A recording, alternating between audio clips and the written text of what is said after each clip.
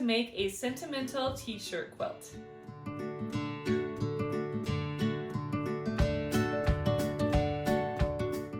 Alright, so as you can see, I got my supplies set up here. I have my cutter, my cutting mat, and so I'm ready to go. And so I'm just going through all the different pieces of clothing that my kids have well loved over the years. You can see this has been worn by 3 of my kids, and so this is a sentimental piece of clothing to me. So the next piece is deciding what size we are going to do. Obviously, the bigger the square you choose, it's going to be less fabric or less items of clothing you have to use. So I have done quilts in this one, and that's a fun one to use, especially if you're just kind of starting out. But I'm actually going to choose this one, which is an 8.5 inch size. Okay, so if you are wondering how many squares you need to cut, I made this little kind of outline to help answer that question, assuming you're using an 8-inch square.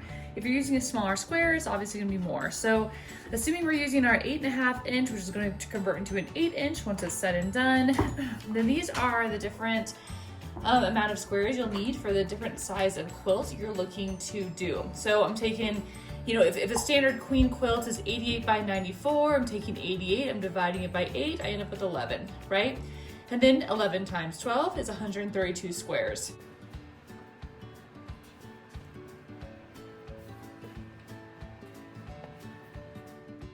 Okay, so I have my quilt kind of laid out. 12 by 10 is what it ended up being. So at this point, I'm just kind of laying it out and then just making sure that I don't have weird blocks of colors. And so if I see those, I will change that before I start sewing. The next step of this process is organizing and sorting them so we can be ready to sew them. So my model rose here is going to show how to do this column by column. So the first one is to take the second column and you put it face down on top of the first column because we're going to be sewing that right edge. The next stage of the process here is stacking them. So we're going to do top to bottom. So Rose is going to take each 2 and stack them on the next 2. So that by the end of it, we'll have 1 pile for each column. All right, so now I am taking each packet of the columns, right? So 5 and 6, so we already did. Now I'm doing 11 and 12, so I'm just kind of randomly doing them here. But I'm starting with the top one, and I'm going to kind of chain link these here.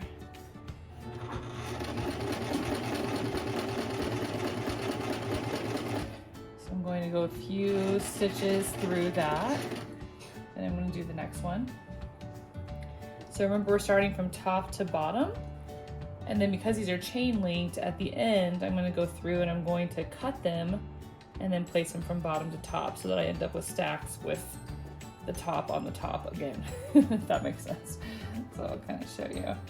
So this one, put this one back in, and then just start again.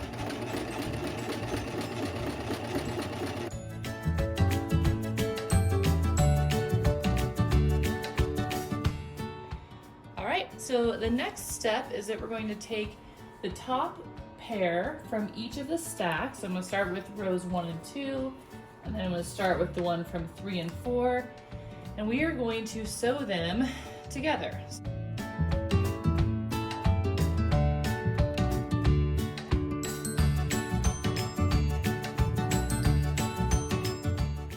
Okay, so now I have finished the first row of my quilt using the top 2 pairings from the entire, from each of the columns. Hopefully that makes sense.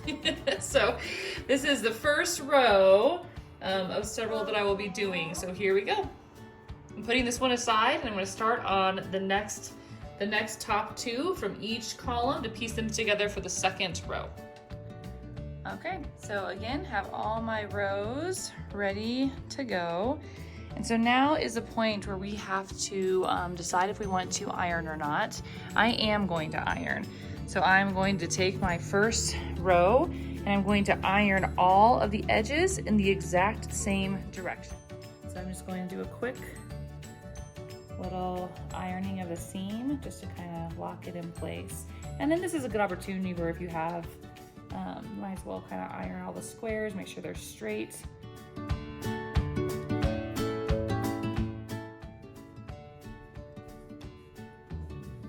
So because I'm making a large quilt, I'm only going to do 2 rows at once. So now I'm working on the second row. And so remember that the last row, I did all the ironing of the seams to the left. Now I'm going to do all the ironing of the seams to the right. You'll see why in the next step.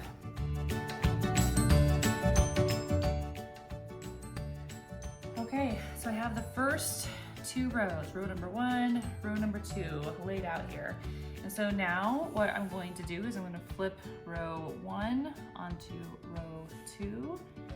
So we're going to be sewing this edge right here. And then you have an option whether or not to use these clips or your pins. You know, I tend to stab myself more with the pins, so I'm actually going to use these this time. And right now what you're trying to do is making sure that your corners are locked. Here's the close-up of a locked corner. So you have this seam going this direction and this seam going this direction. You're going to line up the middle stitching like this. You're going to lock the corner.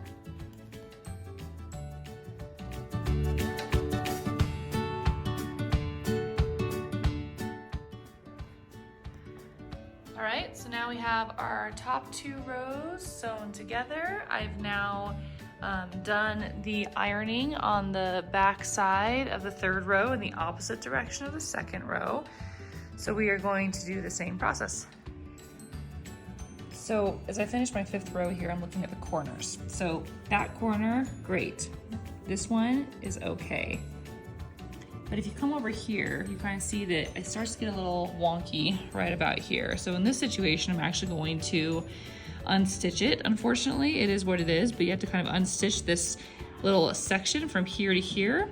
I'm then probably going to cut a little piece of that fabric, restitch this to this, and then restitch the row to the row. Because otherwise we're gonna have a problem later on. So just kind of showing where some mistakes, not a big deal. That one's good. That's a pretty good corner. And then sometimes you just kind of get a little messed up and you have to go back and retrace your steps. Okay, this is the finished product.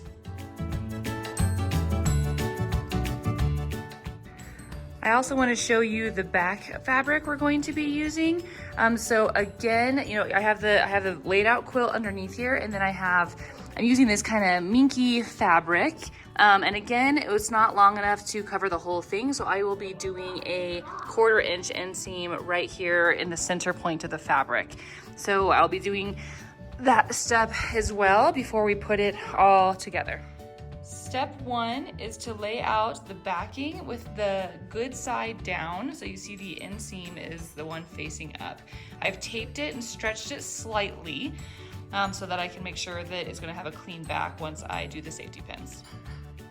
Step number 2 is laying the batting on top of the back fabric. And so you can see here that I kind of loosely sewed together the 2 sets of batting because I wanted extra fluffy quilt. But otherwise you just lay your batting down and again kind of pull it slightly so it's taut. One more thing to note before we start putting safety pins in is we want to, because we have a seam in our back fabric right here that will be somewhat noticeable on the back, I want to make sure that we are making that as least noticeable as possible in the final product. And so I have 10 rows right here. So I'm picking the middle point of in between the 5th and 6th square, which is right here for me. So I'm making sure that this seam line comes straight down to match this bottom seam. So when I go to sew it on top, it will be somewhat hidden. So that's where when I go to start my safety pins, I'm going to find that middle gray seam in the middle of the fabric, and I'm going to start there and I'm going to start to work my way out so that we can make that as close as possible. All right, so the last step of this process is taking these large safety pins that are really used for quilting, and we're going to start at our center mark here. We can feel that bottom inseam, which we're going to be hiding with this seam right here, and we're going to be going down the line and then attaching all layers of fabric together in the middle so we keep it nice and locked in place. Okay, the next phase of this process, we have everything with a safety pin in it. So now what we're going to do is we need to cut the trim. So remember that we have the fabric, we have the batting, and we have the base, the back fabric. So we need to cut through all 4 of those things. In your case, it'll probably only be 3. I just did a double layer of batting. And so we're gonna try to give ourselves about a 4-inch sort of area. If you only have 2 inches, it's okay. We're gonna be cutting the rest of it off at the end anyway, but you wanna give yourself 2 to 4 inches and we'll cut that way. So we're just gonna cut along this line and we're cutting all of the fabric layers. And remember that the fabric, the squares, is actually all the way over there. So we're about 4 inches off right here. Okay, so here is what the back looks like. And you can see all the different little safety pins in their areas. So this actually looks pretty good. What you're looking for here is make sure there's not some crazy amount of bunching somewhere unexpectedly that you have to kind of fix. But this actually looks pretty decent. If I pull it a little tighter, you can see it looks even better. So I'm happy with this. They all look pretty well spaced. Nothing looks too bunched. So we're gonna go to the next step. So for this next step, I have installed a walking foot onto my sewing machine, which is pretty easy to do. And then we will start sewing all the pieces together. Now, before we get started, I wanna make sure everyone is clipping the back fabric to your batting, because otherwise what could happen is that back fabric could kind of slide under and all of a sudden you have double grouping of fabric as you go through and you won't even notice. So step number 1, put these clips around the whole quilt. Trust me, you will appreciate it later. So I'm gonna do a 1/4 inch line on either side. So I'm gonna go down the entire seam, do the seam right next to it, and then go to the next square and do the entire thing again. So it's gonna take some time, and so here we go. We'll start in the middle and we'll work our way out. And also on the other side, I've rolled up my other side here, and I have these little clips that are holding this. So that's how it's going to go underneath my sewing machine. So you can see here, I kind of got some cramped quarters, but that's okay. It's only gonna be that way for a few seconds while we do the middle line, and it'll get easier as we go out.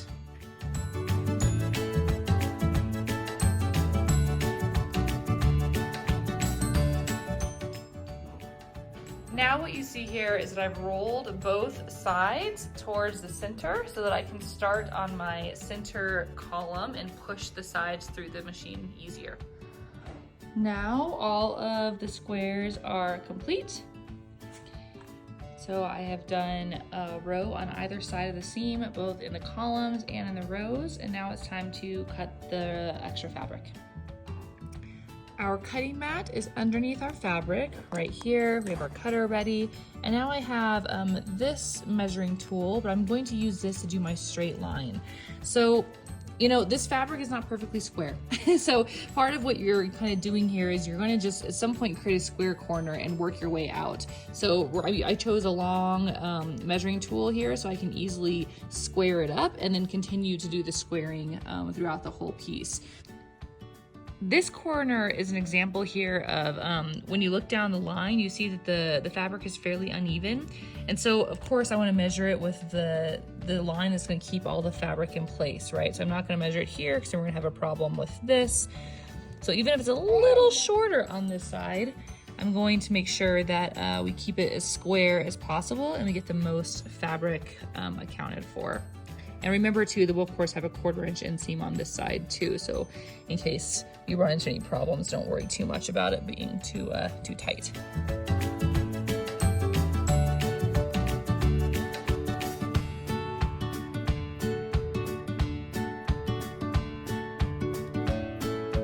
The next step is to take out the safety pins of each different square.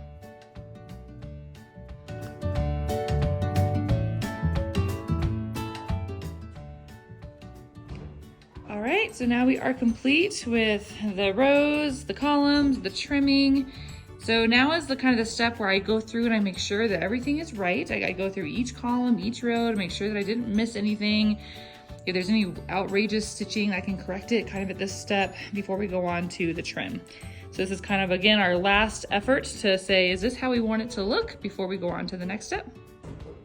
Here is a video of the back. I'm pretty proud of the fact you can't even really see that middle inseam. Remember when we first started, you can't even see it because now it's covered by the other inseams. So this looks pretty good. There's a little bit of bunching. I might fix some of that here before I go on to the next step, but honestly, most of this is gonna be unnoticeable. And at this point, you know, kind of ready to be done with the project. For the next step, before I attach the trim, I am hand sewing my own little label. So I am just doing some basic stitching here between the fabric in the left corner and this one to the batting. I'm not going all the way through to the back. So I'm doing this step before I attach the binding so that I can have a nice little label.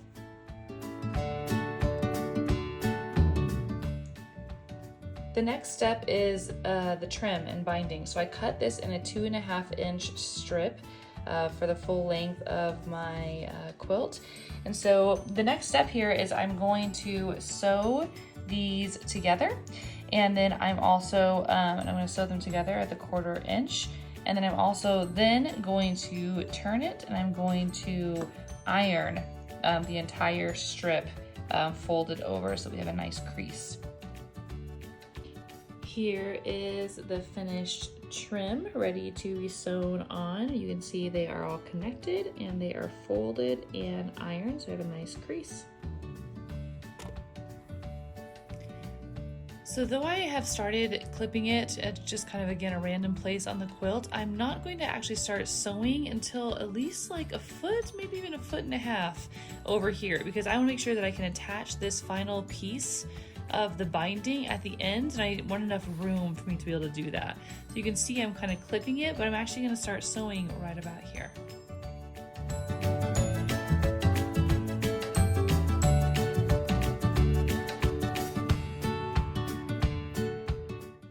Now that we're at the corner, we have about 2 inches from the corner, I'm going to make sure that my binding is nice and square.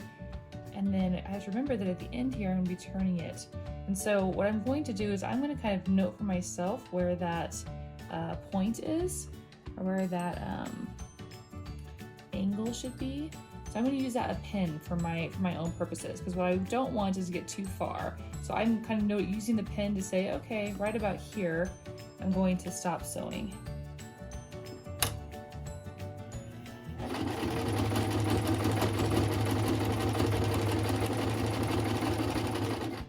So I stop sewing right where my pin is. I'm going to lift it up and I'm going to take out my thread. Now at this point, what we want to do is we want to take this out. We want to then fold it this way. Get more binding ready here. And then fold it this way. And that's what's going to create our corner. So we're going to make sure that this fabric is nice and taut. Here's going to be our corner. I'm going to make sure I do a few clips here to make sure that we have everything set and ready to go. Just kind of a few clips here just to get it started. Okay, at this point, pull my thread out. At this point, we're going to turn the quilt. And we're going to start this way. Remember that we went that way and this way. Now, we're going to go this way and start from this corner and go over. I also want to show how these corners look. So remember, we sewed it this way. So now when you flip it around, the corner looks nice and clean. And so we'll trim the edges on the back and then we'll sew it to the back as well to make that a clean corner. As you can see, that looks really nice.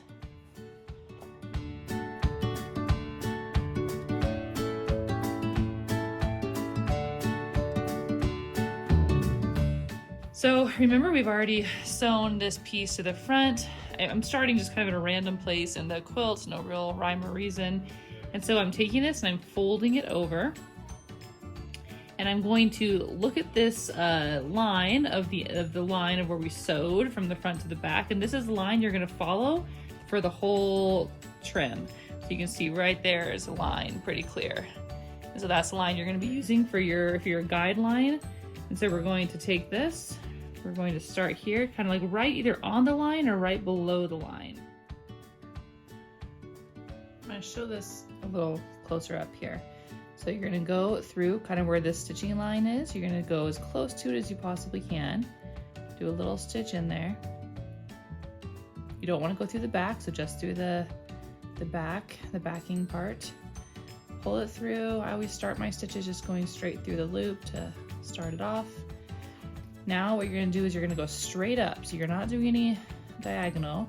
You're just kind of finding the points. You're going to go up here, find where the crease is. You're going to travel through the crease.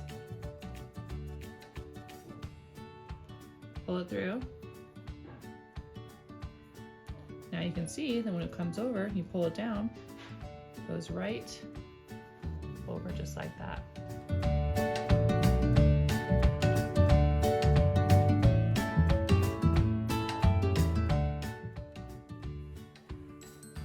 So after my first little run here with a pretty short piece of string, this is how far I got. And so again, you can see kind of the front looks like that. You flip it over and it looks just like that. So it goes right below that stitch line so you can't see it. So it'll be a straight line when we're all done. So now I'm gonna go around the whole quilt and finish that trim. All right, and the binding is complete. So you can see I've done all of the trim. You can see the back, you can see it flip over to the front, and I have it completely all around, the full quilt complete. Woohoo!